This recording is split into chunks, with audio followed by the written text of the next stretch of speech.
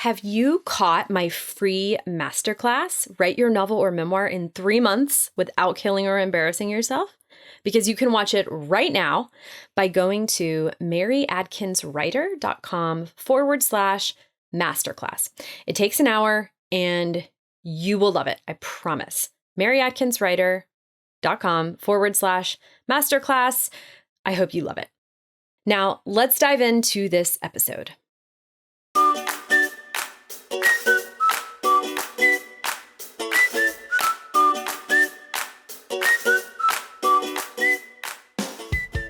Welcome to the First Draft Club, a podcast to help you write your book with joy, clarity, and maybe a few coffee stains.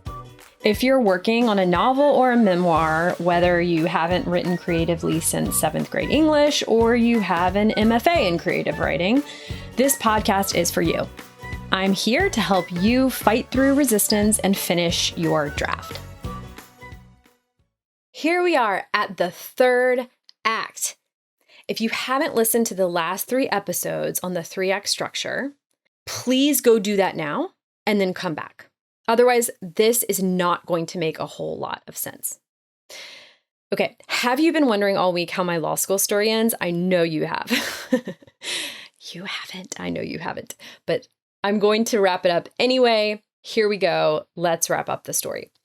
So I make it through my first law school exam period feeling pretty good about my performance. Again, I don't think I've aced my exams, but I feel like I've at least passed them. And one evening, I'm sitting at my desk in my room and I get an email from my contracts professor. And he says in the email, in the body of the email, that he's attaching our grades in a spreadsheet that he has anonymized. We can find our grade and our class ranking by the last 4 digits of our social security number. He mentions that he has also listed us from first to last in our class. He has ranked us because law schools love ranking people. So he has listed us from top to bottom, every person in the class. Great, whatever. I read, I skim, moving on. I open the spreadsheet, and the first thing I notice is that it is indeed not anonymized.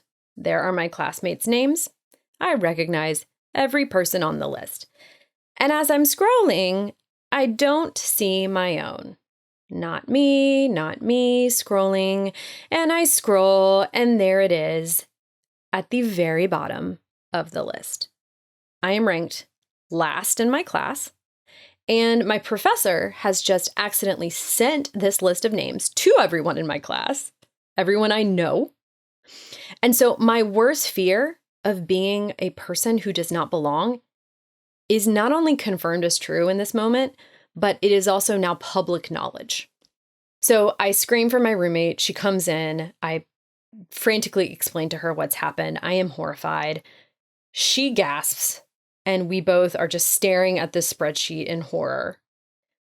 And then she says something that is really the one thing that no one has said that I really need to hear, which is, she says, honestly, everybody right now is so relieved that they're not you that they don't care and they're not going to remember that it's you. They're just glad it's not them.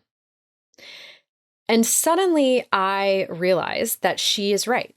It's like that saying, which I love and think about pretty regularly. Whenever you worry what people are thinking about you, remember that they aren't. No one is thinking about you. Everybody's thinking about themselves. No one thought I was dumb. Everyone was just so worried about how they compared that they were just relieved it wasn't them. And ironically, by feeling like I didn't belong, I was actually just like everybody else. So let's step back. What has now happened in this phase of the story? What has happened is that we've entered Act 3, which can be summed up as, I was wrong. To review our very simple breakdown of the 3 acts is, Act 1, I have a problem. Act 2, I think I know how to solve it. Act 3, I was wrong. By the way, I did notice that My statements in Acts 1 and 2 here are in the present tense, and my statement in Act 3 is in the past tense, and that is intentional.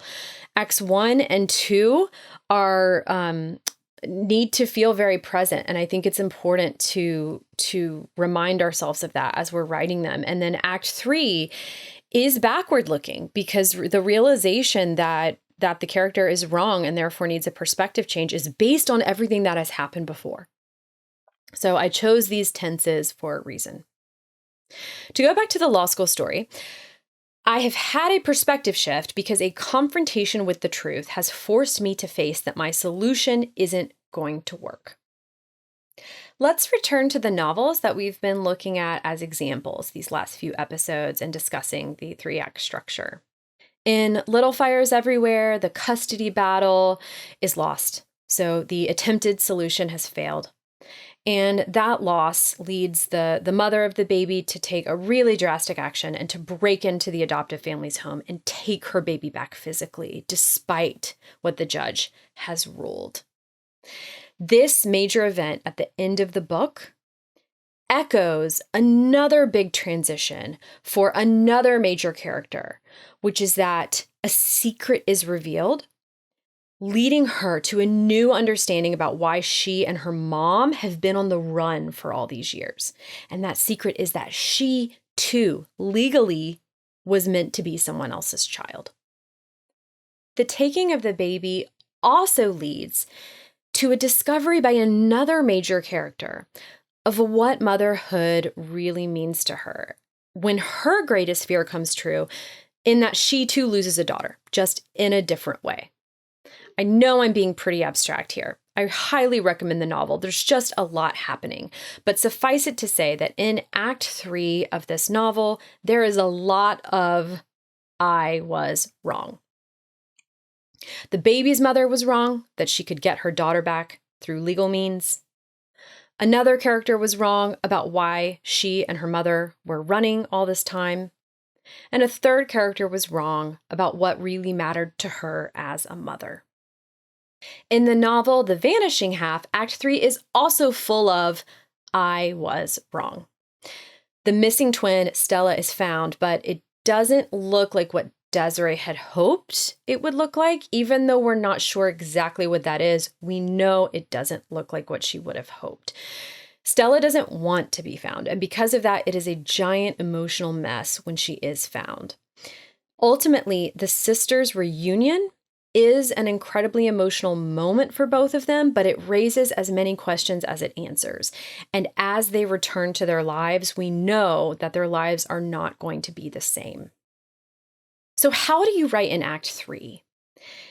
If you write in Act 2 by bringing your authentic self to the quest, as we discussed in the last episode, you write in Act 3 by opening yourself up to authentic discovery. Every time I write in Act 3, I'm surprised by what it has to teach me, and I've come to believe that that surprise is essential to the fiction writing process. It's part of the magic of Act 3. You as the author want to discover a truth as well, alongside your characters. This is how we write books that are bigger and wiser than us. We allow them to be. We don't limit them to our present understanding. We expand at their behest. We grow because they pull us to grow. It's one of the beautiful, incredible things about writing. And we do that, I believe, through openness.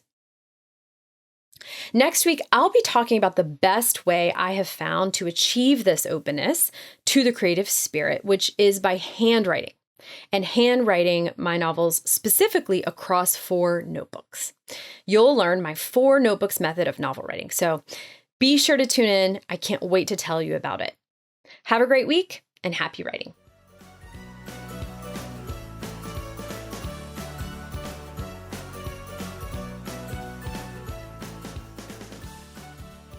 Thanks for listening to the First Draft Club.